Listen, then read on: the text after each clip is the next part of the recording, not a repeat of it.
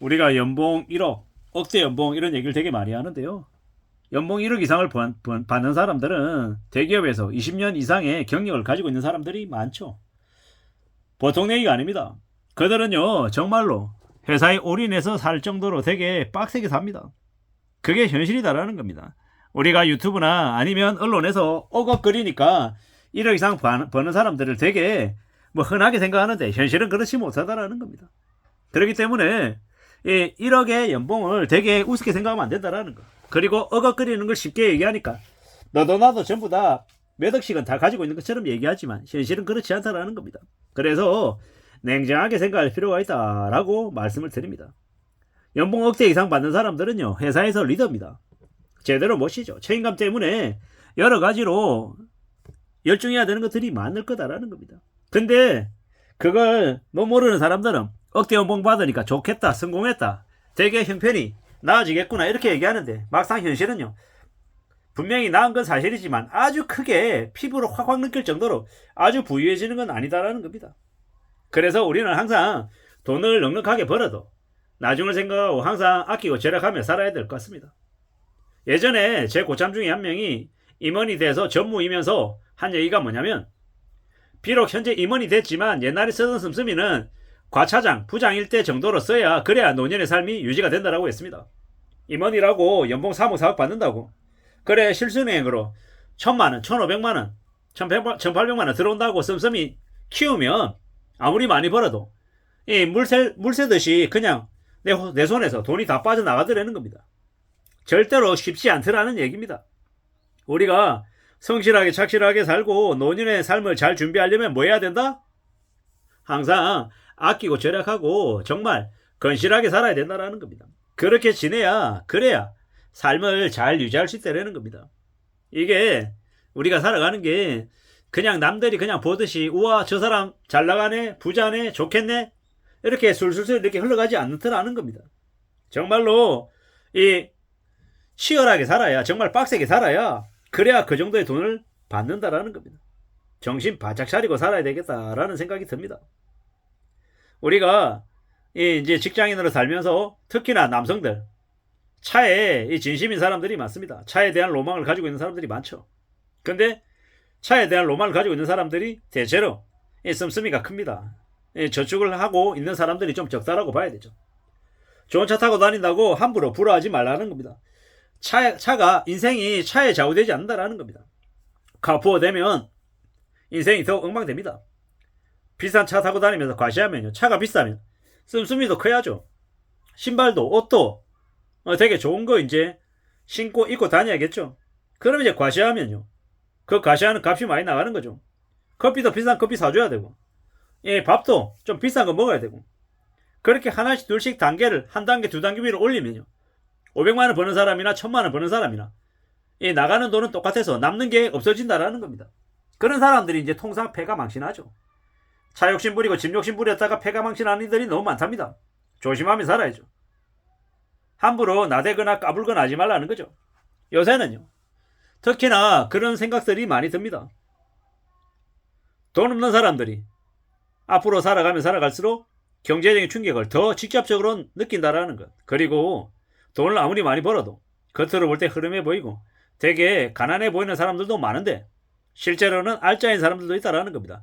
겉모습만 보고 그 사람이 부자다 아니다를 함부로 판단하지 말라는 거죠. 그리고 겉모습에 취해가지고 함부로 누군가가 얘기하는 그 투자 권유를 또 홀라당 이렇게 받아들여가지고 내 돈을 내면 안 된다라는 겁니다. 앞으로 우리가 살아가는 세상은 더 빡세고 더 힘들고 더 어렵다라는 거, 그걸 인정하고 받아들이고 살아가야 된다라는 겁니다. 차 욕심, 집 욕심, 내가 감당하지 못할 내 분수를 넘어서는 것들에 대한 욕심은 우리의 삶을 무너뜨리기 쉽다라는 걸 명심해야 될 것 같습니다. 좀 더 조심하고 좀 더 유의하며 살 필요가 있겠다라고 더욱더 생각하는 중입니다. 우리는 언제든 나중을 대비하지 않으면 안 된다라는 겁니다. 우리가 뭘 하나를 갖기 위해서도 시간이 오래 걸린다라는 걸 인정해야죠. 받아들여야 됩니다. 인생은 습관이라고 얘기합니다. 내가 성실하고 착실하게 살 습관을 가지면 그 습관이 좀 더 오래 지속이 된다고 하네요. 그런 마음으로, 그런 각오로 사는 게 더욱더 필요한 것 같습니다. 정의 바짝 차리고 조심도 조심하며 살아가자라는 겁니다. 우리가 소를요 잡아먹으면 당장 양질의 고기 맛을 보지만 소를 잘 키우고 가족처럼 데리고 살면 소가 버터도 만들어주고 치즈도 주고 요구르트도 주고 각종 유제품을 만들어주죠. 또한 농사를 지을 때 쟁기도 끌어주고 해서 평생의 먹거리, 양식을 가져다 준다라는 겁니다. 그처럼 소를 잡아먹을 건지 소를 잘 키워서 많이 활용할 건지 어떻게 하는 게 좋을지를 생각하는 것처럼 우리의 인생도 모든 것들을 너무 단기간에 짧게 보지 말고 멀리 내다보고 내가 어떠한 것들을 갖춰 나갈지를 궁리하는 게 좋겠다라는 겁니다. 부동산도 주식도 마찬가지고요. 한번 가지면 이건 내 재산이기 때문에 평생 팔지 않는다. 이런 각오로 사는 게 제일 좋을 것 같습니다. 그렇게 살아야 그래야 잘 유지가 되고 오래오래 가져갈 수 있다라는 겁니다. 그런 마음으로 사는 게 좋겠다라고 말씀을 드립니다. 주식을 투자하면요. 주식 투자한 사람들의 한 85%가 마이너스랍니다. 그리고 15%가 플러스를 보는데 그 15% 중에서도 1년에 2천만 원 이상의 수익을 내는 사람은 고작 5%밖에 안 된답니다. 내가 5% 안에 들어갈지 아니면 마이너스가 나는 85% 안에 들어갈지는 누구에게 달려 있습니까? 나에게 달려 있다는 겁니다. 고배당 우량주를 사냐 아니면 작전주를 사냐, 등락폭이 이 변동폭이 큰 주식을 사냐 아니면 적은 주식을 사냐, 뭐 이러한 것들을 잘 살펴보고 심사숙고해서 사놓는 게 제일 필요하겠다라는 겁니다. 우리 가족의 삶을 윤택하게 만들어주는 건 뭐다? 배당 주식이나 연금 같은 거다라는 겁니다. 무엇이든 길게 보고 축적하고 기다리고 또 기다리는 게 좋겠습니다.